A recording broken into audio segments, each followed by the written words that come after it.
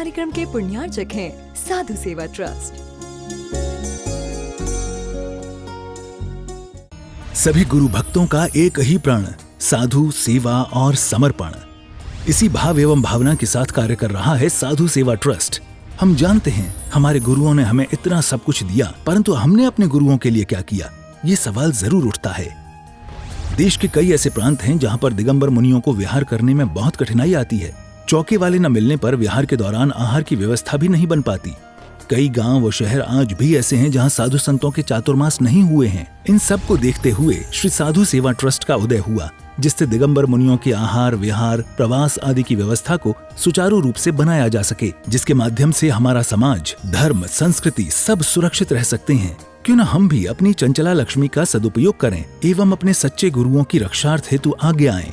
योजना: परम संरक्षक 1,11,111 रुपए, वरिष्ठ संरक्षक 51,151 रुपए, संरक्षक 31,131 रुपए, आजीवन सदस्य 21,121 रुपए, सदस्य 11,111 रुपए, आजीवन मासिक दान दातार 500 रुपए। खाता विवरण: account name VVSP Sadhu Seva trust, bank name HDFC bank limited, account number 50200073358170, IFSC code HDFC 0001273, trust PAN card AADTV 8567E, mail ID vvspsadhusevatrust@gmail.com।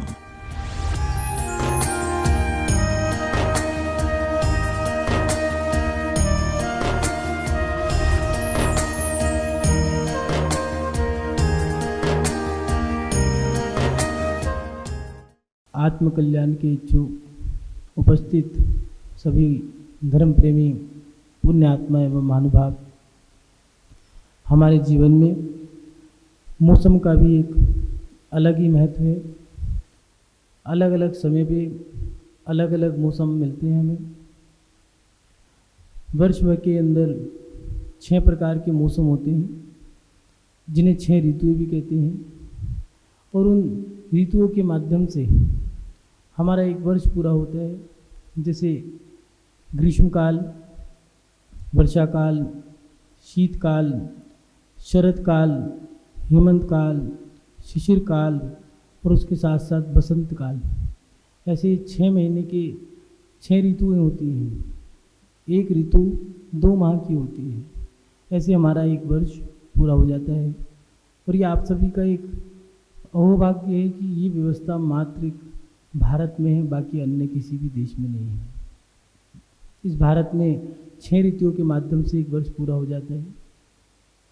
एक काल की व्यवस्था की गई है।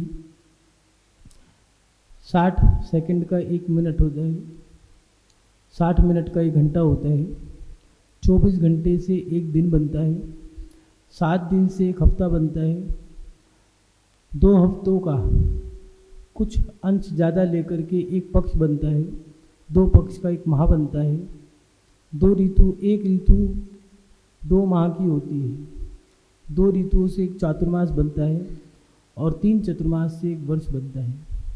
ऐसा हमारे एक काल की व्यवस्था की गई है। हमारे जीवन में ये जो 6 ऋतु आती हैं, इन ऋतुओं का तो महत्व है, लेकिन चातुर्मास का क्या महत्व है, ये भी हमें एक जिज्ञासा रहती है कि लोग कहते हैं चातुर्मास आने वाला है, चतुर्मास आने वाला है। चतुर्मास का महत्व क्या है? तो हमने ये तो जान लिया कि 6 ऋतुएं होती हैं और 6 ऋतुओं के माध्यम से एक वर्ष बन जाते हैं। लेकिन एक वर्ष में 3 चतुर्मास आते हैं, मात्र वर्षाकालीन नहीं आते। एक ग्रीष्म काल का चतुर्मास, एक वर्षाकाल का चतुर्मास और एक शीतकाल का चतुर्मास। ये 3 चातुर्मास आते हैं। इन 3 चतुर्मासों में 6 ऋतुएं बन जाती हैं। ऐसे एक वर्ष पूरा हो जाता है। अब सवाल ये खड़ा होता है कि वर्षाकाल के चतुर्मास का महत्व क्यों है? चतुर्मास तो ग्रीष्म काल का भी आते हैं, शीतकाल का भी आता है, और वर्षा काल में चतुर्मास को महत्व क्यों देते हैं लोग? तो उसको महत्व देने के कुछ कारण हैं। वर्षा काल का चातुर्मास महत्वपूर्ण क्यों है? इस वर्षा काल के चतुर्मास में ही लोग ज़्यादा उत्साहित क्यों होते हैं? हर्ष, उल्लास, उमंग पहले से ही पूरे वर्ष इसका इंतज़ार करते हैं कि वर्षा काल का चतुर्मास आएगा, चातुर्मास आने वाला है। चतुर्मास तो ये भी चल रहा है जो गर्मी का समय है, बरसात का समय भी चतुर्मास की है और सर्दी भी चतुर्मास की होती है। लेकिन इन चतुर्मासों का महत्व क्यों है? ग्रीष्म काल का ज़्यादा है या सर्दी का ज़्यादा है? लेकिन ये बात तो सबको पता है कि वर्षाकालीन चतुर्मास का महत्व सबसे ज़्यादा रहता है। लेकिन ग्रीष्म काल और शीतकाल इनका महत्व कम क्यों है? वर्षा काल का ज़्यादा क्यों है? थोड़ा सा हम इसको भी समझें, क्योंकि हमारे जीवन में चतुर्मास का महत्व क्या है इसको भी हमें एक जो जिज्ञासा हमारे मन में रहती है। नई पीढ़ी, नए बच्चे, युवा ये पूछते रहते हैं, माँ चतुर्मास क्यों तैयारी कर रहे हो चतुर्मास की? महिलाएं नाच धोना शुरू कर देती हैं, लोग घर की सफाई शुरू कर देते हैं, समाजों में एक उत्साह रहता है, हर व्यक्ति के मन में रहता है वर्षाकालीन चतुर्मास आने वाला है। और ये नहीं जैन धर्म, प्रत्येक धर्म में हर व्यक्ति के मन में एक उत्साह रहता है कि वर्षाकालीन चतुर्मास आने वाला है बस, और वो तैयारी कर रहे हैं। लेकिन बच्चे पूछते हैं तैयारी क्यों कर रहे हैं? चतुर्मास का महत्व क्या है? तो वर्षाकालीन चतुर्मास की कुछ विशेषताएं हैं। सबसे पहली विशेषता ये है कि तीनों मौसम इस वर्षाकालीन चतुर्मास में एक साथ रहते हैं। वर्षा होने के कारण गर्मी, सर्दी और बरसात, जब पानी पड़ जाता है तो मौसम में नमी हो जाती है। नमी होने के कारण सर्दी का भी थोड़ा सा ठंड का एहसास होने लगता है। एसी और कूलर धीरे धीरे बंद हो जाते हैं। रात को ठंड ज़्यादा हो जाती है, सुबह को गर्मी रहती है, और बारिश हो गई तो बारिश, तीनों मौसम एक साथ रहते हैं। और बरसात होने से कभी गर्मी, कभी सर्दी, कभी नमी के कारण ठंडी ठंडी हवाओं का महसूस होना, उसके कारण खाने पीने की सामग्री भी हमारे पास संपूर्ण मात्रा में रहती है। जो पहाड़ सूने दिखते थे अब वो हरे भरे दिखने लग गए हैं, उन पहाड़ों पे भी हरियाली दिखने लग गई है। तालाब भर चुके हैं, पानी पड़ने के कारण जो फल नहीं दे रहे थे वो वृक्ष फल देने लग गए हैं, बीज खिल कर के आ गए हैं, फसलें उत्पन्न होने लग गई हैं। इसलिए हर चीज़ की सामग्री इस वर्षाकालीन चतुर्मास में हमें प्राप्त हो जाती है। जैसे सर्दी, गर्मी, बरसात तीनों मौसम मिल जाते हैं, खाने पीने की सामग्री मिल जाती है, सब प्रकार की अनुकूलताएं रहती हैं। ना तो गर्मी का एहसास हो रहा है, ना सर्दी का, ना बरसात का। इस प्रकार इस कारण भी ये चातुर्मास विशेष रहता है। दूसरी बात, विशेष पर्व त्योहारों से भरा पूरा है। हर धर्म के त्यौहार इस चतुर्मास में मिलेंगे आपको। जैन और जैनेतर सभी धर्मों के पर्व इस चतुर्मास में आपको देखने को मिलेंगे और लोग उत्साहित रहते हैं। जैसे भादों का महीना, दशलक्षण पर्व, आषाढ़ में है अष्टानी का पर्व, चतुर्मास लग रहा है और इधर अष्टानी का पर्व शुरू, 16 कारण पर्व आ गए हैं, रक्षाबंधन पर्व आया है, दशलक्षण पर्व आया है। अगर ये पर्व अपने धर्म के चले गए तो देश का 15 अगस्त आ गया है। उसके बाद आगे बढ़ोगे 2 अक्टूबर आ गया है। और देखोगे तो अन्य धर्म में किसी में नवरात्रा है, किसी के रोजे हैं, किसी का गुरु नानक का पर्व है। तो पूरे भारत में जो हर्षोल्लास से मनाया जाता है महावीर स्वामी की मोक्ष तिथि, दीपावली का वो पर्व, अन्य धर्मों में अन्य मान्यताओं से वो पर्व मनाया जाता है। जैन धर्म में महावीर स्वामी मोक्ष गए तो हिंदू धर्म में रामचंद्र जी घर लौट करके वापस आए थे। इसलिए ये चतुर्मास एक इस कारण भी महत्व रखता है कि सब पर्व इस चतुर्मास में आ जाते हैं। सारे त्यौहार एक साथ इसमें मिल जाते हैं। हर प्रकार के पर्व, ऐसा नहीं, देश के, धर्म के और सभी धर्मों के अलग अलग छोटे मोटे त्यौहार इसमें मनाए जाते हैं। चाहे वो रमज़ान हो, चाहे वो रोजे हों, चाहे ईद हो, चाहे नवरात्रि हो, चाहे दशलक्षण, भादव, 16 कारण, रक्षाबंधन, दीपावली, 15 अगस्त, 2 अक्टूबर, 14 नवंबर, ये जो अलग अलग तिथियां हैं, अलग अलग तारीखें, उन तारीखों के माध्यम से हम इस चतुर्मास को बड़े हर्षोल्लास से मनाते हैं।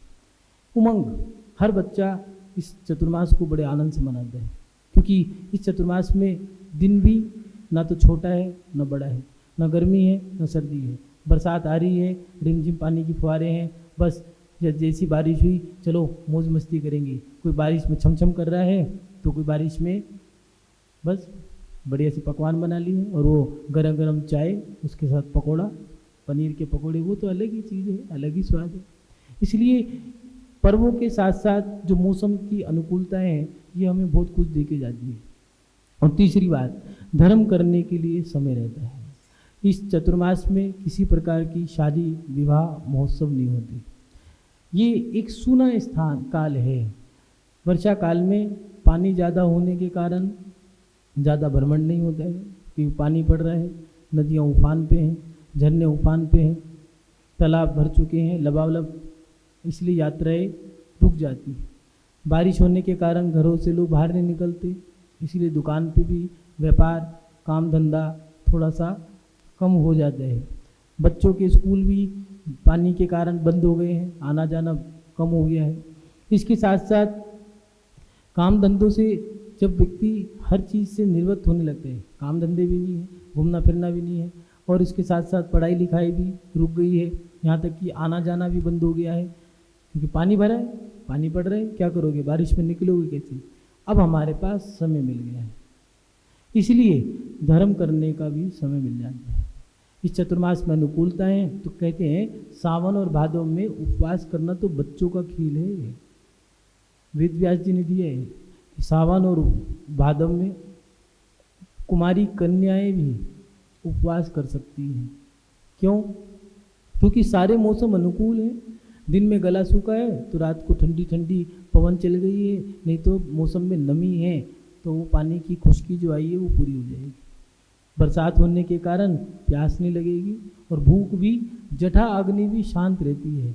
इसलिए इस मौसम में धर्म ज़्यादा होता है, क्योंकि उपवास तो करेंगे ही ज़्यादा।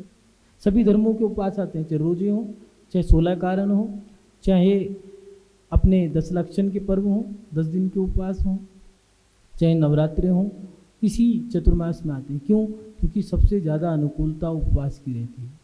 सारे मौसम एक साथ होते हैं तो उमंग होती है, हर्ष उल्लास रहता है, तो धर्म करने की भावना भी ज़्यादा रहती है। इसलिए इस चतुर्मास की विशेषता इस प्रकार भी है कि इस चतुर्मास में धर्म ज़्यादा हो जाता है। और जो चौथी बात है वो अति विशेष है। इस चतुर्मास में दिगंबर साधुओं का सानिध्य प्राप्त होता है, इसलिए इस वर्षाकालीन चतुर्मास को विशेष माना है। दिगंबर साधु 4 महीने तक एक जगह रुकते हैं। क्यों? क्योंकि हरी हरी घास पानी के पड़ने से हरियाली ज़्यादा हो गई है, कीड़े मकोड़े मच्छर मक्खियाँ ये ज़्यादा हो गए हैं।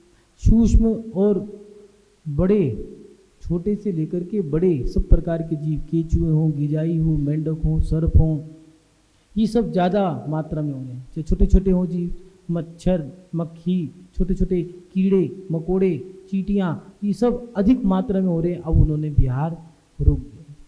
समता के धारी हैं, अहिंसक धर्म को पालन करते हैं। ऐसे हिंसा धर्म का पालन करने वाले वो साधु एक जगह प्रवास करते हैं, और उनके प्रवास करने से जहाँ पर वो प्रवास करेंगे, पंचम काल में जंगलों के लिए तो निषेध कर दिया है कि अब जंगलों में वनवास नहीं करना है, क्योंकि सहन नहीं है। किसी जानवर ने पंजा मार दिया या फिर किसी ने काट लिया तो इस पंचम काल में औषधियाँ भी अपना काम नहीं करेगी। इसलिए इस पंचम काल में मुनि महाराज को दिया है कली काली वनिवासी वर्जते मुनि सप्तमी स्थिति चा जिनागारे ग्राम आदि सुविशेष था। मुनि महाराज पंचम काल में वनवास वर्जित है, ना करें वन का वास ना करें। कहाँ जाएं? ग्राम आदि सुविशेष था। जिनागार में रुकें, सिद्ध क्षेत्र अतिशय क्षेत्र जिनागारों में, नहीं तो ग्राम, छोटे छोटे ग्राम आदि माने शहर कस्बे नगर महानगर तहसील उप तहसील, इन जगह रुक करके वो अपना अहिंसा महाव्रत का पालन करते हुए अपने 28 मूल गुण 13 प्रकार के चरित्र का पालन करते हुए अपने जीवन का निर्वाह करें। अब मुनि महाराज साधना करते हैं, जहाँ साधना करेंगे वहाँ जब ग्राम है, गांव नगर कस्बे, तो वहाँ पर समाज भी होगी।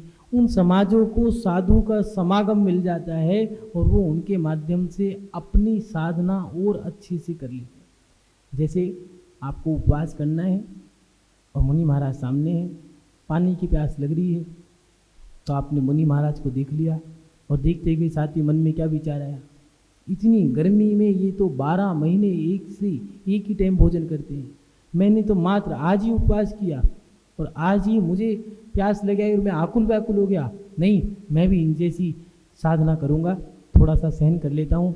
और उनको देखने मात्र से एक उत्साह आ गया, शक्ति मिल गई, उपवास हो गया।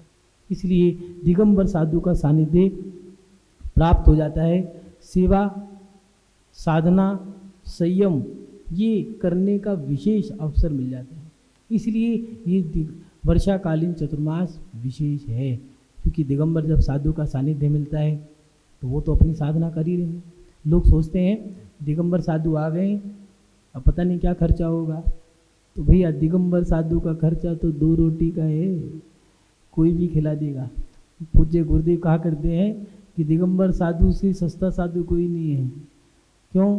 अरे किसी को नदी से या झरने से या कुएं से पानी खींच करके छान लिया और छान करके प्रासुक करके पानी तो पिला देगा, अब पानी का खर्चा क्या है। इतना सस्ता दिगंबर साधु, और करता क्या है, अपना ज्ञान ध्यान तप में लीन रहता है और नियम से वो आचार्य भगवान कहा करते थे पूज्य श्री विद्यानंद जी कि दिगंबर साधु तो मुट्ठी भर लेता है, झोली भर के देता है, देता ही देता है। जहाँ पर रुकेगा संस्कार देगा, संयम साधना में सहभागी बनेगा, उसके माध्यम से व्रतों को अंगीकार करने का अवसर मिलता है, प्रेरणा मिलती है। इसलिए मुनि महाराज जहाँ पर होते हैं वहाँ पर विशेष साधना होती है, उनकी साधना में सहभागी बनकर के लोग अपना कल्याण करें। इसलिए ये चातुर्मास विशेष है। वेद व्यास जी, तुलसीदास जी दोनों ने एक रामायण और एक महाभारत, सनातन धर्म में जैन धर्म के साधुओं को बहुत महत्व दिया है। और यहाँ तक कि ऐसा ही नहीं जैन धर्म, चाहे नानक जी हों, उन्होंने गुरु ग्रंथ साहिब में जकात और नमाज नित्य प्रतिदिन करना है ऐसा कुरान में लिखा है। नमाज भगवान की पूजा, जकात माने दान, पूजा और दान रोज करना चाहिए ऐसा मुस्लिम धर्म में दिया है। इसी बात को आचार्य रेणसार में कुनकुन स्वामी जी ने दिया है, दानम पूजा मोखम। जैन धर्म के सूत्रों को प्रत्येक धर्म ने स्वीकार किया और जैन साधुओं के लिए तो वेद व्यास जी ने स्पष्ट दिखाया है महाभारत में, और तुलसीदास जी ने तो रामायण में स्पष्ट दिखाया कि राम जी ने जब सुग्रीव का राज्याभिषेक करना था तो उन्होंने कहा आप मेरे राज्याभिषेक आप ही करेंगे, मेरे मुकुट को आप ही मेरे सर पे बनाएंगे। तो उन्होंने कहा मित्र मैं तो बंदिश में हूँ, मैं बंधन में हूँ। कौन से बंधन में हो आप? मैं सारे बंधनों से मुक्त कर दूंगा। कोई बंधन ऐसा नहीं है, ये बंधन तो मेरा लिया हुआ है। अभी चातुर्मास चल रहा है और वर्षा काल के समय में मैं इस गुफा से बाहर नहीं जा सकता। हाँ, मेरा अनुज भाई तुम्हारे मुकुट को पहना देगा, राज्याभिषेक कर देगा। ये उन्होंने स्पष्ट दिखाया है।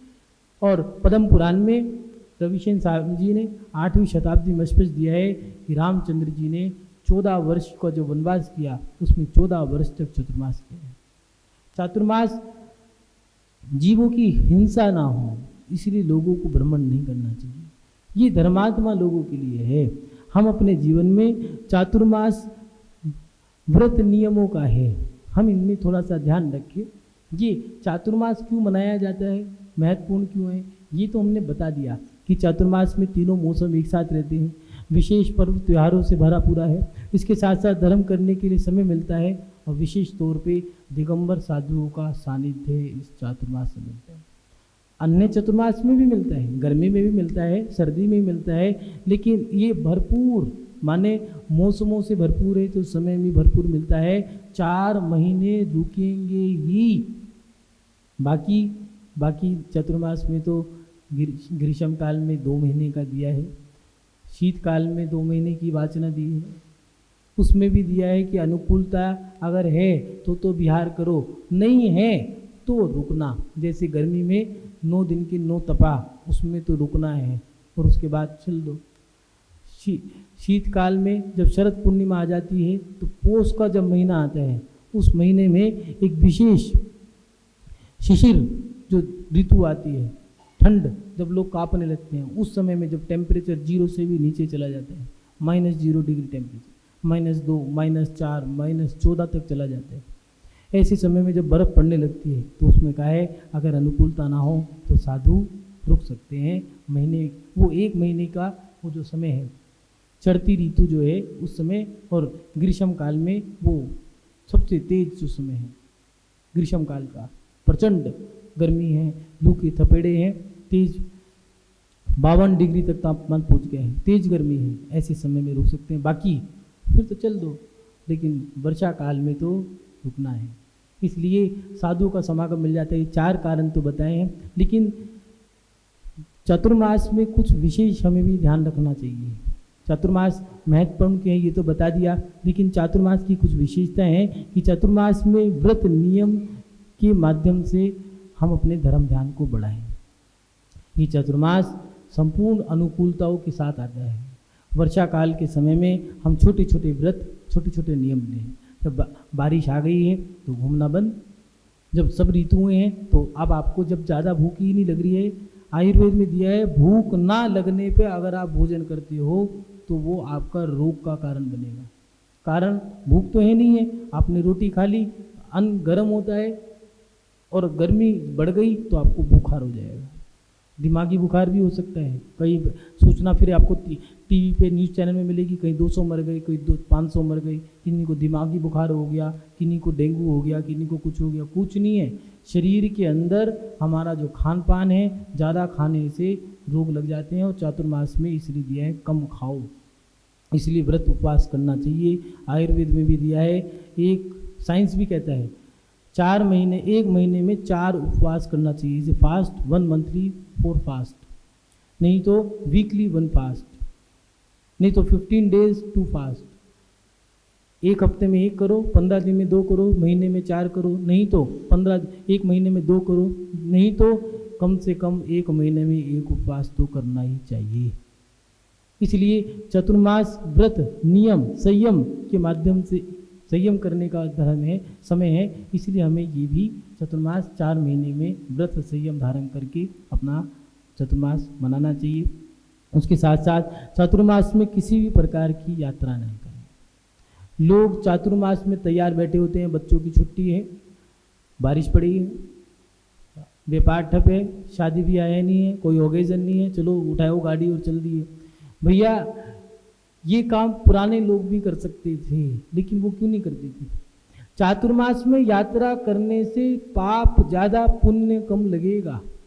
कारण जो गाड़ी तुम्हारी गड्ढों के ऊपर से गई है, उस गड्ढों में जो मेंढक हो गए थे, जो केचुए हैं, गिजाई हैं, जो ट्रेन गई है, वो ट्रेन पे जो घास हो गई है, उस घास पे जो सांप मर गए हैं तुम्हारी ट्रेन के नीचे आकर के, जो मेंढक हैं, केचुए हैं, सांप हैं, गिजाई हैं, नेवले हैं, रेंगने वाले, ये जानवर जो हैं, तुम्हारे जानवर जो मर गए हैं, उन जानवरों का पाप तो लग गया।